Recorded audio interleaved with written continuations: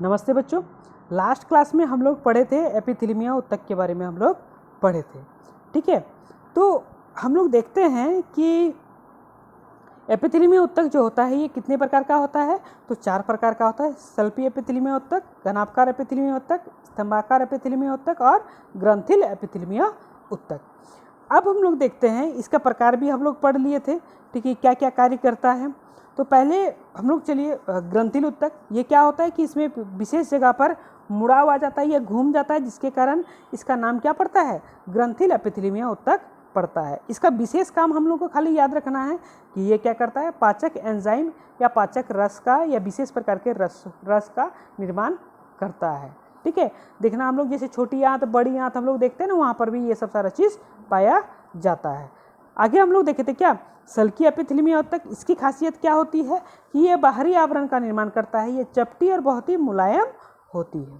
ठीक है, ये गुहिका या कुपिकाओं का जो पतली आवरण बनाता है, तो उस जगह पर ये पाया जाता है। ठीक है, अब हम लोग आगे पढ़े थे क्या, स्तंभाकार। स्तंभाकार क्या, इसमें क्या क्या खासियत था कि इसमें विशेष प्रकार के रोए थे।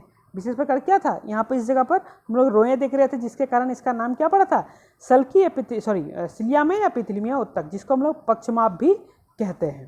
ठीक है, सिलिया को हम लोग पक्षमाप भी कहते हैं। ये करता क्या है, तो ये पदार्थों का अवशोषण करता है। ये चीज़ हम लोग पढ़े थे, पदार्थों का क्या करता है, ये अवशोषण करता है। ठीक है, अब हम लोग आगे देखते हैं। तो आगे क्या देखे थे, घनाभकार एपिथीलिया ऊतक। यहाँ पर क्या था, घन के आकार की इसकी जो ऊतकें थी, कोशिकाएं थी, वो घन के आकार का था। ये कहाँ पाया जाता है, तो वृक्क नलिका लार ग्रंथियों में पाया जाता है। लार ग्रंथि का आप लोग अगर फोटो देखिएगा तो आपको इसी प्रकार का आसपास में सल्की टाइप में ही दिखाई देगा, एकदम इसी तरह से दिखाई देता है। ठीक है, साथ ही साथ ये क्या करता है, यांत्रिक सहायता प्रदान करने में भी मदद करता है। अब हम लोग आगे जाते हैं, एक नया ऊतक जिसको हम लोग बोलते हैं पेशी ऊतक। पेशी ऊतक हमारे लिए बहुत ही उपयोगी है। ठीक है, तो पेशी ऊतक करता क्या है, जैसे हमारे शरीर का मांसपेशियां हैं, वो किसके मदद से बनता है, इसी पेशी ऊतक के मदद से ही बनता है। ठीक है, ये पेशी ऊतक हमें गति प्रदान करता है। ये पेशी ऊतक क्या करता है, हमें गति प्रदान करने में मदद करता है। हमारे शरीर में होने वाले गति को ये क्या करता है, मदद करता है। यह जैसे पेशी ऊतक हृदय का संकुचन और प्रसार ऊतक के द्वारा ही होता है। हम लोग का जो हृदय है, हृदय भी क्या है, पेशी ऊतक है। हृदय भी क्या है, एक तरह का पेशी ऊतक होता है। तो सबसे पहला पेशी ऊतक क्या होता है, तो ये हमारे मांसपेशियों का निर्माण करने में हमारी मदद करता है। साथ ही साथ ये क्या करता है, गतियों का निर्धारण करता है। ये क्या करता है, गतियों का निर्धारण करता है।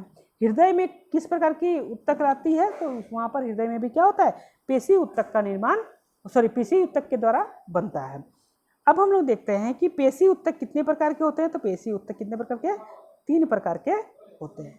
पेशी ऊतक कितने प्रकार के होते हैं, 3 प्रकार के होते हैं। ठीक है, अब हम लोग आगे बढ़ते हैं। तो आगे बढ़ने पर हमको दिखाई देता है कि क्या क्या है। देखो, पेशी ऊतक 3 प्रकार के हैं। पहला रेखित पेशी, दूसरा अरेखित पेशी और तीसरा क्या है, हृदय पेशी है। ठीक है, रेखित पेशी में मतलब क्या होता है कि इसमें भी ये जो पेशी है, इसमें कुछ धारा रेखीय संरचनाएं पाई जाती है, इसीलिए हम लोग इसको क्या कहते हैं, रेखित पेशी कहते हैं। अरेखित पेशी किसे कहते हैं, तो जिसमें धारा रेखा नहीं होता है, जो चिकनी होती है, उसी को हम लोग क्या बोलते हैं, अरेखित पेशी कहते हैं। और हृदय पेशी सीधा सीधी हम लोग जानकारी, हृदय पेशी हम लोग किसको बोलेंगे, जिसमें हृदय का निर्माण हुआ है। ठीक है, अरेखित पेशी जो होता है, इसको हम लोग ऐच्छिक पेशी और कंकाल पेशी भी कहते हैं।